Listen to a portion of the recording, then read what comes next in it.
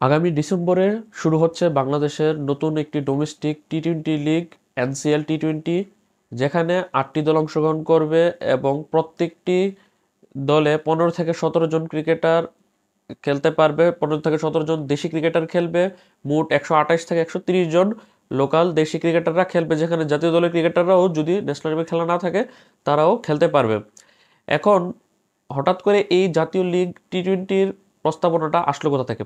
এখন দেখুন, দীর্ঘ প্রায় ৪-৫ বছর যাবতই কিন্তু বাংলাদেশের লোকাল ক্রিকেটাররা, সাংবাদিক, দর্শক, সমর্থকরা চাচ্ছিল যে বিপিএল এর বাইরে যাতে আরেকটি টি-টোয়েন্টি লিগ আয়োজন করা হয়, যাতে করে বাংলাদেশ টি-টোয়েন্টি বিপিএল এর জন্য প্রস্তুত করার জন্য হলেও লোকাল ক্রিকেটারদের পায়। কারণ সরাসরি যখন বাংলাদেশে কোনো টি-টোয়েন্টি লিগ নেই, সরাসরি যখন তারা বিপিএল এ খেলতে নামে তখন ৭-৪ ফরম্যাটে খেলা হয়, অর্থাৎ ৭ জন লোকাল ক্রিকেটারের সাথে ৪ জন বিদেশি ক্রিকেটাররা খেলে। সেক্ষেত্রে দেখা যায় যে বিদেশি ক্রিকেটারদের আধিপত্য বেশি থাকে। তাছাড়া যেহেতু আমাদের সারা বছর কোনো টি-টোয়েন্টি খেলা হয় না, তার কারণে কিন্তু বাংলাদেশি ক্রিকেটাররা হঠাৎ করে বিপিএল এ গিয়ে মানে লোকাল ক্রিকেটাররা খেলতে পারে না। লোকাল ক্রিকেটারদের কথা বাদই দিলাম। সর্বশেষ যেই ইউএসএর বিপক্ষে প্রথম ম্যাচে টি-টোয়েন্টি ম্যাচটি বাংলাদেশ হারের পর, বা জিম্বাবুয়ের বিপক্ষে ৫ ম্যাচে টি-টোয়েন্টি সিরিজের সর্বশেষ ম্যাচটি বাংলাদেশ হারার পর, তো একটি বিষয় প্রতিমান হয়েছে যে আমাদের আসলে ন্যাশনাল টিমই ভালো কোনো টি-টোয়েন্টি ক্রিকেটার নেই। তাই আমাদের একদম গোড়াস্থল থেকে শুরু করতে হবে টি-টোয়েন্টি প্লেয়ার খোঁজা। যদিও এই জিম্বাবুয়ে ইউএসএর বিপক্ষে হারের পর এই টি-টোয়েন্টি লিগ আয়োজনের টনক নড়েনি বিসিবি অনেকদিন থেকে চিন্তা করছিল। এবার সেটির প্রায় বাস্তবায়ন হতে যাচ্ছে।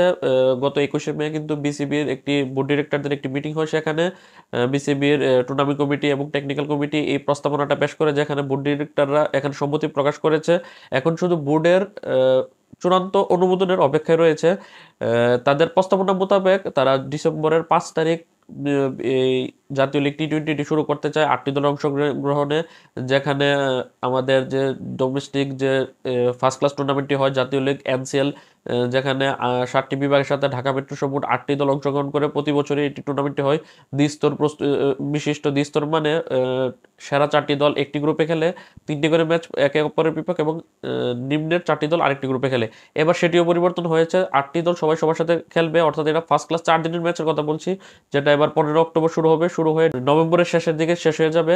তারপর ডিসেম্বরের ৫ তারিখ শুরু হবে এই ৮টি দলের ১৫-১৭ জন ক্রিকেটারদেরকে নিয়ে টি-টোয়েন্টি লিগ, যেটি ৫ ডিসেম্বর শুরু হয়ে ফাইনাল হবে ১৭ ডিসেম্বর। যদিও এটি ফাইনাল ডেট নয়, কিন্তু এটাই মোটামুটি নিশ্চিত যে ৫ থেকে ১৭ ডিসেম্বরের মধ্যে হবে, কারণ ২৫ ডিসেম্বরের মধ্যে বিপিএল শুরু হবে।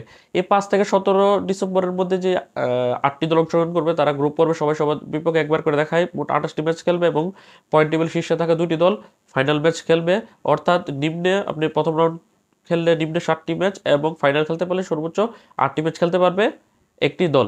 সেখানে মোট ১২৮ জন ক্রিকেটার খেলার সুযোগ পাবে, সবাই লোকাল ক্রিকেটার, কোনো বিদেশি ক্রিকেটারদের আধিপত্য থাকবে না, এবং বাংলাদেশের মিরপুর শুধু ফাইনাল ম্যাচ হবে, বাকি সবগুলো ম্যাচই কিন্তু দেশের বিভিন্ন অঞ্চলের স্টেডিয়ামগুলোতে হবে, যদিও এখনও চূড়ান্ত অনুমোদন হয়নি। আর এতে করে ওই সময়কালে যে বিসিএল নামে একটি টুর্নামেন্ট হতো ফার্স্ট ক্লাস এবং ওয়ানডে টুর্নামেন্ট, সেটি এখন এপ্রিল-মে মাসে নিয়ে যাওয়া হয়েছে গরমের কথা চিন্তা করে, যে যেহেতু এই অক্টোবরে যে এনসিএল ফার্স্ট ক্লাস টুর্নামেন্টটি হয়, সেটিতে দেখা যায় যে ওই সময় একটা শীতের একটা আবির্ভাব দেখা দেয় অক্টোবর-নভেম্বর মাসে। তখন কিন্তু শীতের বেলায় ৪ দিনের ম্যাচ খেলে বাংলাদেশের প্রস্তুতি হয় না। গরমে কিভাবে বাংলাদেশের ক্রিকেটাররা প্রস্তুত হতে পারে, সে কারণে এপ্রিল-মে মাসে বিসিএল এর লঙ্গার ভার্সন এবং সীমিত ওভারের ভার্সন সেখানে নিয়ে যাওয়া হয়েছে। এখন মূল কথায় থাকা যাক, যে বাংলাদেশে যে টি-টোয়েন্টি লিগটি চালু হচ্ছে সেটির চূড়ান্ত অনুমোদন আসলেই ঘোষণা করা হবে অফিসিয়ালি। সেখানে যে ৮টি দল অংশগ্রহণ করবে, প্রত্যেকটা দলে ১৫ থেকে ১৭ জন লোকাল ক্রিকেটার থাকবে। এই ৮ দলের এই অংশগ্রহণের এই বিষয়টি মিডিয়ার সামনে বিসিবির হয়ে কথা বলে বিসিবির সাবেক প্রধান নির্বাচক এবং বর্তমানে টুর্নামেন্ট কমিটির সম্ভবত কোনো একটি বড় পদে রয়েছে মিনহাজুল আবেদিন নান্নু।